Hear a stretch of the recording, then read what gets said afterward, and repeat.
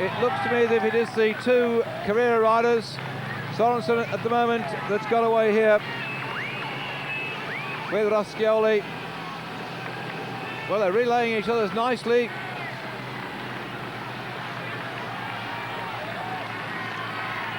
And the behind the bunch has done the usual thing. It's swallowed up the 8 men from that 10-man group, but they've suddenly realised there are still 2 men out in front, and danger coming up because this sweeping right-hander, is it going to be out of sight, out of mind? There's some sharp bends going into finish today, and we've got something like 180 of the 180 riders in the field are all in this little group. In fact, let's make it 168 or 178, sorry, because there are 2 seem to be drifting off. So look at these sharp right-handers, sharp left-handers. It zigzags its way in before they get to see the Atlantic and that finishing barrier. And still those 2 riders persisting at the moment, but the gap is coming down all the time.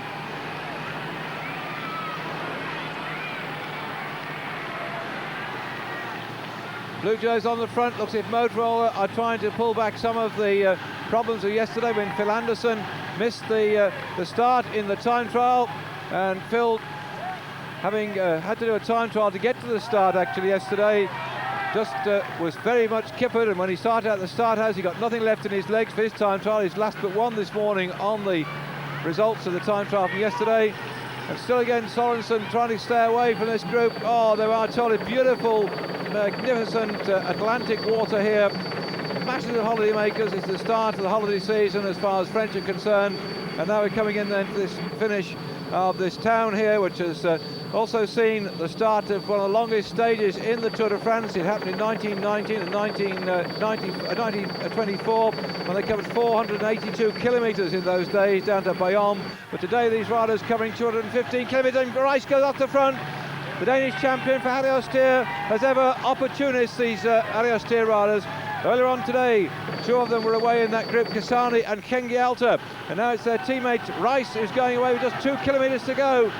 That's an all-out effort from his point of view, but see, it twists and turns. He's looked at the map and his team manager has told him, if you just get away here, you have a chance. And he's done just that.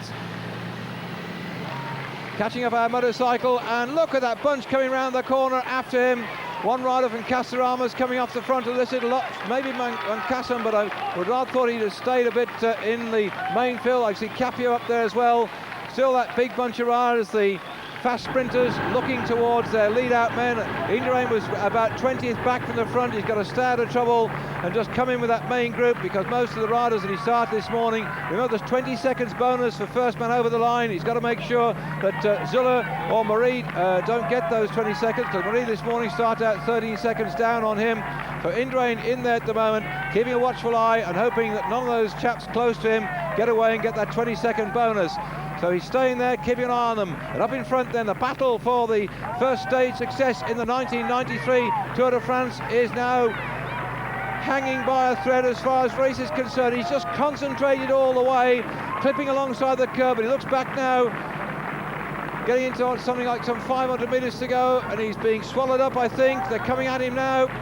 The cavalry are charging. There we are, sorry, it's a kilometre to go. Saw that the blue sign there from Europe 1. They have 2 of those, one at a kilometre and one at 500 metres. The great big blue Pesh, as looks like Damien Abdul Japarov forcing his way through on the left-hand side there. The pink shirted Abdul Japarov already had a sprint success when he had the first sprint after 22 kilometres. He's now in there. Rice has had enough of that one. He's eased back. So he's done his work, but it's not going to be good as far as he's concerned. Look at Histor on the front now then. They're doing the same thing. They're putting Nelson into a position if they can find him there. Looking back down the pack, everybody now searching for a good wheel. The lead-out men pushing and shoving round this corner now. Still a good move by Histor on the front. They've gone down!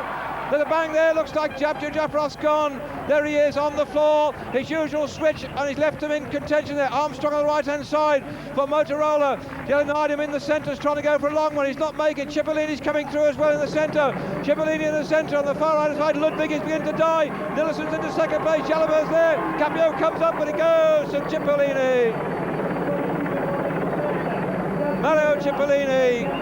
What a sprinter specialist that man is. 3 stages in the Paris-Nice this year, but these riders here out of contention. That was a bad one. So though 181, that's the crash down bike of Jamin Abdul-Japarov, one of his teammates holding it for him.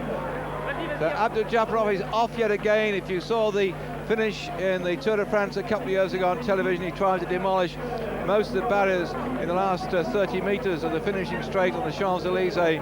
He sprints sideways, he goes sideways almost as fast as he goes forwards. Most of the people know about that, but that time he flicked out and bounced off. And here Thierry Marie is absolutely scraped, isn't he? He's gone right down the tarmac. And of course the trouble is then those burns when you're trying to sleep at night, the soreness of it all. Let's hope that nobody's actually broken anything, because when he bounced down, they put their hands out to stop themselves from hitting the deck in a bad way and often crack the collarbone. But I think mostly it looks like abrasions as far as they're concerned. But somebody looked in all sorts of trouble on the far side there. So we didn't get the head-to-head between Abdul-Japarov and Cipollini. These two, there's no love lost between them, but certainly on that occasion, it looked to me as if Abdul-Japarov bounced off one of the other riders in the main pack. We're going back to have a look at that sprint. There's Cipollini in the centre. The blue jersey is Dellison. The pink fading on the far side is Ludwig. He looks across to discover in the full pink here. Jalabert goes to line in third place, and Capio just behind him. Well, certainly as far as Jalabert is concerned, it's going to help him, because he will have got a bonus for that. So let's have a look at this one again. He would have got 8 seconds bonus. I'm quickly looking at my results here, and I certainly think that would have put Jalabert into third place, but Indurain was home and dry in that main pack.